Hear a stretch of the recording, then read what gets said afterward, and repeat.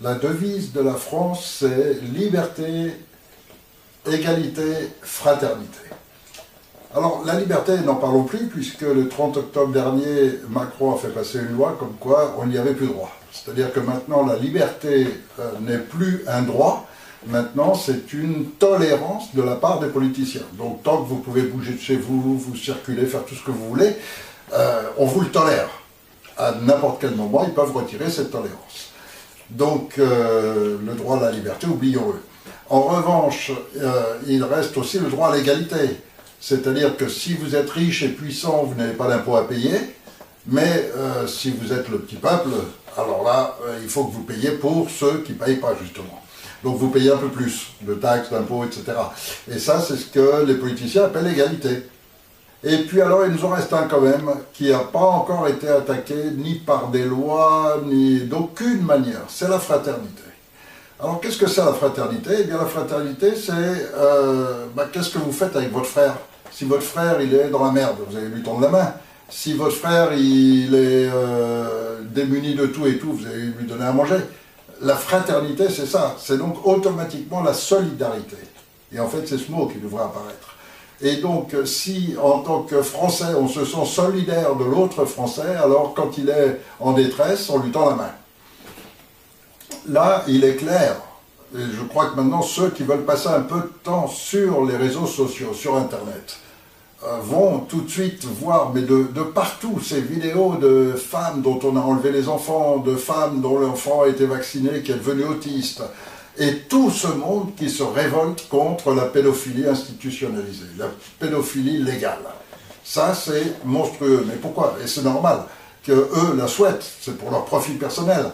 Et ils sont en train de fabriquer des proies en France. Donc vos enfants aujourd'hui, ils sont en danger. De toute façon, s'ils sont vaccinés intellectuellement, ils ne seront jamais au niveau qui devrait être le leur. Mais en dehors de ça, ils seront aussi très probablement ou malades gravement assez rapidement, ou malades à très long terme, avec des maladies graves et chroniques. Donc, il faut les protéger contre les vaccins. Ensuite, il faut les protéger aussi contre la perversion sexuelle, parce que c'est quand même dans l'éducation nationale qu'on trouve le plus de pédophiles après la justice.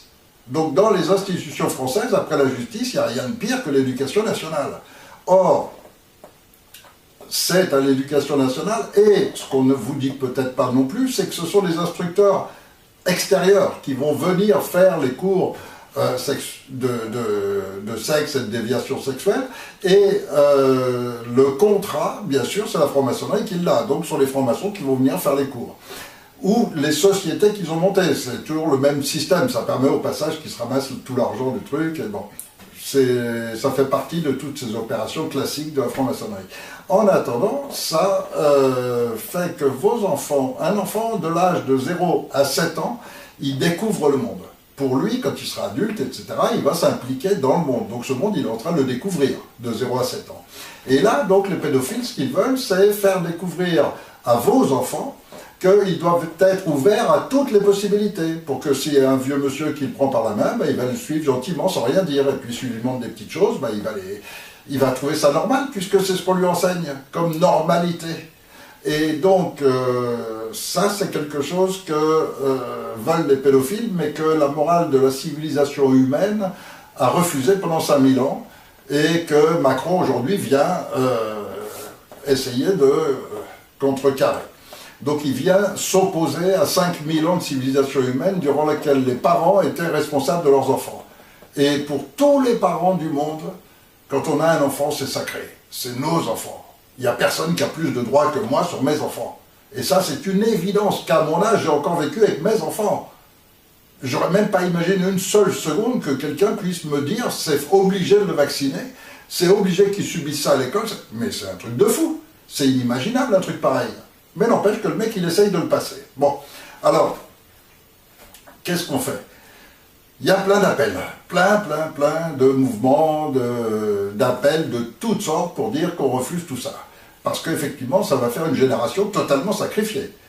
Et est-ce que vous êtes prêts à sacrifier vos enfants? Est-ce que vous acceptez que maintenant ce soit la République à qui appartiennent vos enfants? Car je vous rappelle qu'un sénateur vous avait prévenu, une femme sénatrice française, en plus de tout ça, parce que c'est un plan mondial, hein, il n'y a pas qu'en France.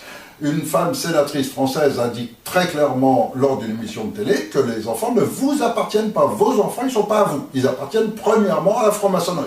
Enfin, à la République, eux, ils disent. République, franc-maçonnerie, c'est la même chose. Et donc, est-ce que vous acceptez que vos enfants ne vous appartiennent plus? C'est ça la vraie question. Alors, si vous acceptez, ben, amenez-les à l'école et puis remettez-leur et puis laissez-les faire ce qu'ils veulent à vos enfants. Vous en foutez. Maintenant, si vous faites partie de ceux qui ne les acceptez pas, alors utilisez ce mot fraternité. La solidarité, c'est ce qui peut nous sauver. Et pour ça, bah, écoutez, planquez vos mômes.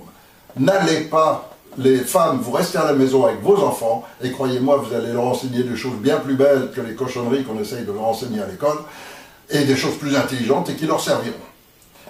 Et puis, vous les hommes, eh bien, redevenez des hommes. Tenez-vous tous par les coudes. Soyez devant l'école ce jour-là et interdisez quiconque d'essayer d'amener les enfants. Faites un blocage devant toutes les écoles. Soyez tous les hommes devant les écoles. Et là, vous aurez une petite chance que même les flics n'oseront pas venir à 30, 50 ou 100, parce que vous êtes 100 pères de famille qui voulaient protéger vos enfants. Et eux aussi ont des enfants. Et ils hésiteront.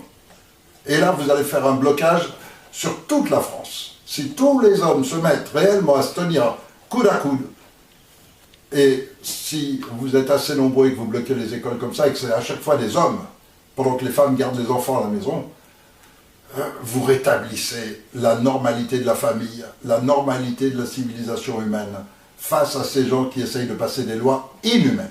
Montrez que pour cette fois, vous ne vous soumettez pas, vous ne vous écrasez pas. Au moins une fois. Et rien que ça fait que les politiciens hésiteront un petit peu avant de vous passer les prochaines lois. Parce que les prochaines lois, ça va être la puce implantée, obligatoire. Et donc, ils hésiteront, ils attendront un peu plus longtemps avant d'essayer. Et peut-être que si une fois au moins vous avez su réagir en disant non, quand ils essaieront de passer la puce, vous saurez que c'est possible de dire non.